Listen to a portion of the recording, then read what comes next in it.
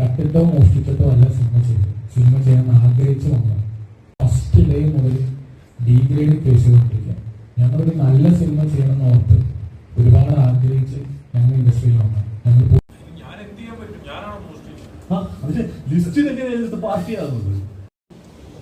ഞാനൊരു കാര്യം ചോദിക്കട്ടെ, നിഷാദ് കോയ ഇദ്ദേഹത്തോട് സംസാരിക്കുകയാണെങ്കിൽ അത് നേർക്കുനേരുള്ള സംസാരം. ഒരു വക്കീൽ എന്ന് പറഞ്ഞാൽ ഈസ് ആക്ടിങ് ലീഗലി അല്ലേ? വക്കീലല്ലേ വിളിക്കുന്നത്? വക്കീൽ വിളിച്ചപ്പോൾ ലിസ്റ്റ് എന്ത് പറഞ്ഞു? എന്റെ സിനിമ നാളെ റിലീസ് ചെയ്യാൻ പോവാണ്, നിങ്ങളിപ്പോ ഒരു വക്കീൽ വിളിച്ചാൽ ഞാൻ എന്ത് പറയാനാണ്? ഇപ്പോഴും അദ്ദേഹത്തിന് ആ ഓപ്ഷൻ ഓപ്പൺ ആണല്ലോ അല്ലേ?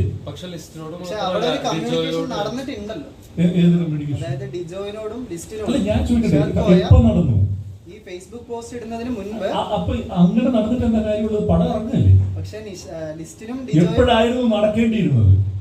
അതെ, അതാണ് ചോദ്യം. എപ്പോഴായിരുന്നു നടക്കേണ്ടിയിരുന്നത്? നിഷാദ് വിളിച്ചു എന്ന് പറഞ്ഞിട്ടില്ല. നിഷാദ് വക്കീലുമായി ലിസ്റ്റിനെ ബന്ധപ്പെട്ടു. അതുകൊണ്ട് താങ്കൾ ഉദ്ദേശിക്കുന്ന പോയിന്റ് എന്താണ്? അല്ല, അതുപോലെ ഡിജോയിന് ഈ PDF അയച്ചു എന്നാണ് പറഞ്ഞത്. അതെ, അപ്പൊ അതിൽ നിന്ന് വ്യക്തമാണല്ലോ നിഷാദ് കോയ ഇവരെ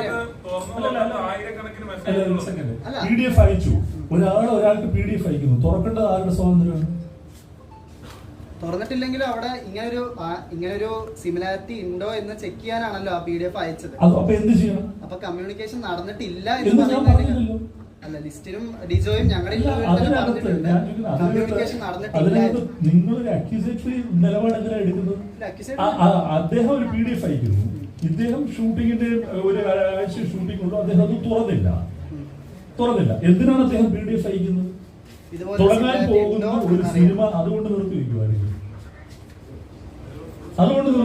താങ്കൾ പറയൂ, ഞാനൊരു PDF അയക്കുകയാണ്, ഒരു സിനിമ, ഒരു നിർമ്മാതാവ് അതിനകം തന്നെ കോടിക്കണക്കിന് രൂപ മുടക്കി ഒരു ലൊക്കേഷനും എല്ലാം ഫിക്സ് ചെയ്ത് പൂർണ്ണ ബോധ്യമുണ്ട് ഒറിജിനൽ സ്റ്റോറിയാണ് അതെന്നുള്ളത്. ആരുടെ? ഷാരിസിന്റെ. നിങ്ങൾ പിന്നെയും ഡിജോയിലേക്കാണ് പോകുന്നത്. ഇതിന് എഴുത്തുകാരുടെ റൈറ്റ്സിനെയല്ലേ നിങ്ങൾ ഹനിക്കുന്നത്? ആരുടെയാണ് പ്രോപ്പർട്ടി? ഈ സ്റ്റോറിയുടെ ഇന്റലക്ച്വൽ പ്രോപ്പർട്ടി ആർക്കാ ഉള്ളത്? ഡിജോയ്ക്കാണ് ഉള്ളത്. ലിസ്റ്റിൽ പൈസ കൊടുത്ത് സ്വന്തമാക്കുന്നത് ആരുടെ കയ്യിൽ നിന്നാണ്? ഷാരിസിന്റെ കയ്യിൽ നിന്നാണ്. അത് ഡിജോയ്ക്ക് ഒരു PDF അയച്ചു എന്ന് പറഞ്ഞുകൊണ്ട് എന്താ സംഭവിക്കാൻ പോകുന്നത്? ഇന്റലക്ച്വൽ പ്രോപ്പർട്ടിയുടെ വിഷയമല്ല അവിടെ ഉദ്ദേശിക്കുന്നത്. ഈ ഫേസ്ബുക്ക് പോസ്റ്റ് ഇടുന്നതിന് മുന്നേ കമ്മ്യൂണിക്കേറ്റ് ചെയ്തില്ല എന്നൊരാശയാണ്. പക്ഷെ നിഷാദ് കോയ വ്യക്തമാക്കിയല്ലോ അങ്ങനെ ഒരു കമ്മ്യൂണിക്കേഷൻ.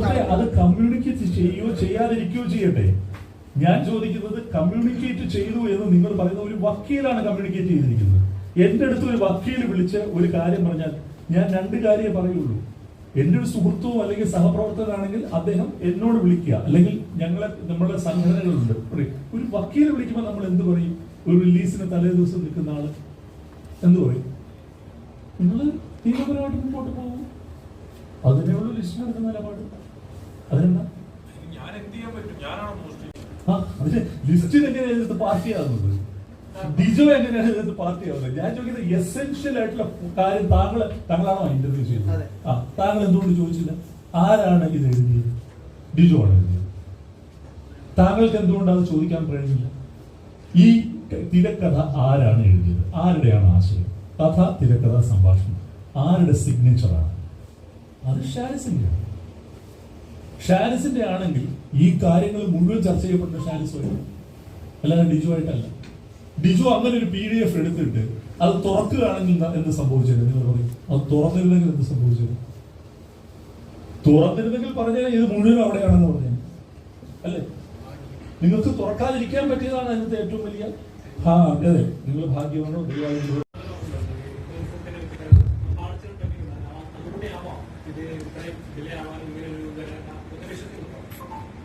അല്ല, ആദ്യമേ തന്നെ ഒരുപാട് വിഷമമുണ്ട്.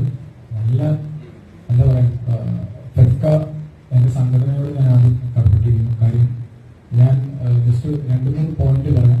ഈ ഇഷ്യൂ നടക്കുമ്പോൾ ശനിയാഴ്ച ഞാൻ ബഹറിലാണ്, പ്രൊമോഷന് വേണ്ടി പോയതാണ്. എന്തുകൊണ്ട് ഞാൻ ഇത്രയും ഡിലേ ആയെന്നുള്ളൊരു ഉത്തരവാണ് ഞാൻ ആദ്യം തരുന്നത്. ഞാൻ കൃത്യമായിട്ട് സാറിനെ ഫെഡ്കയിലെ ഓരോരുത്തരും വിളിച്ച് ചോദിച്ചിട്ടാണ് ഇന്നത്തെ ദിവസം വെച്ചിരുന്നത്.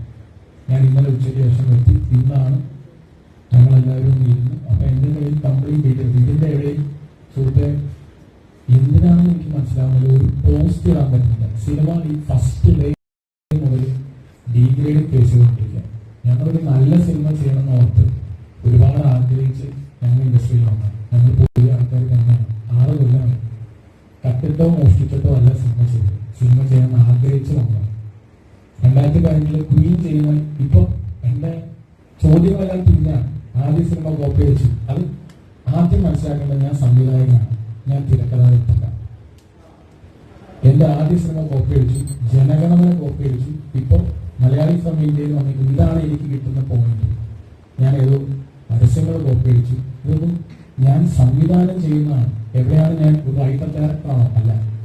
അപ്പൊ ഇതിന് കൃത്യമായ കാര്യങ്ങൾ ചോദിച്ചിട്ട് വേണ്ടേ നമ്മളോടൊരു ഇത് അവതരിപ്പിക്കാൻ. പേഴ്സണലി ഇതിന്റെ പടത്തിന്റെ പ്രൊമോഷൻ നിങ്ങൾക്ക് എന്റെ മുന്നത്തെ 2 ചിത്രങ്ങളും അറിയാം. അതിന് എന്റേതായ രീതിയുണ്ട്. ജനഗണമനയുടെ തലേ ദിവസം പ്രൊഡ്യൂസറെ ലിസ്റ്റ് തന്നെ വിളിച്ച് ചോദിച്ചാണ്, എടാ കോടതിയുടെ രംഗങ്ങൾ അരക്കണ്ടേ? ഞാനവിടെ പറഞ്ഞത് വേണ്ട, പ്രേക്ഷകർ ഏറ്റെടുക്കും ഫസ്റ്റ് ഡേ എന്ന് ഞാൻ പറഞ്ഞ പേരിലാണ് അത് ഇറക്കാതിരുന്നത്. അതേപോലെ എനിക്ക് ഈ സിനിമയിൽ എനിക്ക് ഒരിക്കലും ഇന്ത്യ പാകിസ്ഥാൻ സെഗ്മെന്റ്സ് വിടാൻ കഴിയില്ല. ഞാൻ എന്തിനത് വിടണം? ഞാൻ ഇതിന്റെ പടത്തിന്റെ എല്ലാം ഒളിപ്പിച്ചു വെച്ചു എന്ന് പറയുന്നുണ്ട്. ഞാൻ എന്താണ് ഒളിപ്പിച്ചു വെച്ചത്? റക്കി, പൂജ, MP43 പൂജ, ഇതെല്ലാം ഞാൻ ചെയ്തല്ലേ? ഞാൻ ഇൻസ്റ്റാഗ്രാം സോഷ്യൽ മീഡിയ നോക്കിയാൽ പോരെ? ഒന്നെങ്കിൽ നിങ്ങളത് കൃത്യമായിട്ട് ചോദിക്കണം. പിന്നെ ഈ പറയുന്നു എന്തൊക്കെയാണ് എനിക്ക് വരുന്നത്. ബേസിക്കലി ഈ പടത്തിന്റെ പ്രൊമോഷൻ ഇതിന് അതല്ലേ ചോദിച്ചിട്ടുള്ളൂ. പാളിച്ച് സംഭവിച്ചോന്ന് വെച്ചാൽ ഇല്ല. ഞങ്ങൾക്ക് ഈ സിനിമ തുടങ്ങിയതിനു ശേഷം ഈ സിനിമയ്ക്ക് വേണ്ട പ്രൊമോഷൻ സ്ട്രാറ്റജി തന്നെയാണ് നമ്മൾ വെച്ചത്. കാരണം ഈ സിനിമയുടെ സ്വഭാവം ഒരു പർട്ടിക്കുലർ സെക്കൻഡ് ഹാഫ് കഴിയുന്നത് കുറച്ച് സീരിയസ് ആവും. അതുവരെ നമ്മൾ ഹ്യൂമറാണ്.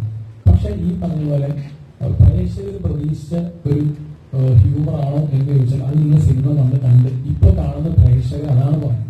അവരെ ആഗ്രഹിച്ച സിനിമയാണ്, അത് ഇഷ്ടപ്പെടുന്ന സിനിമയാണ്. ഇതിന്റെ അകത്ത് ഒരു പർട്ടിക്കുലർ ഏരിയ സീരിയസ് ഞങ്ങൾ പ്രതീക്ഷിച്ചില്ലാന്ന് പറഞ്ഞു. പക്ഷെ 2 ദിവസം മുന്നേ വിട്ട് ടീച്ചറിൽ അത് കൃത്യമായിട്ട് പറയുന്നുണ്ട്. ആ സിനിമയുടെ സ്വഭാവം ഇതാണെന്ന് പറയുന്നു. അപ്പൊ നമ്മൾ പ്രതീക്ഷിക്കുന്ന പ്രേക്ഷകര് നമ്മുടെ സിനിമയിലോട്ട് വന്ന് ആ സിനിമ കാണാൻ വരുന്നവർക്ക്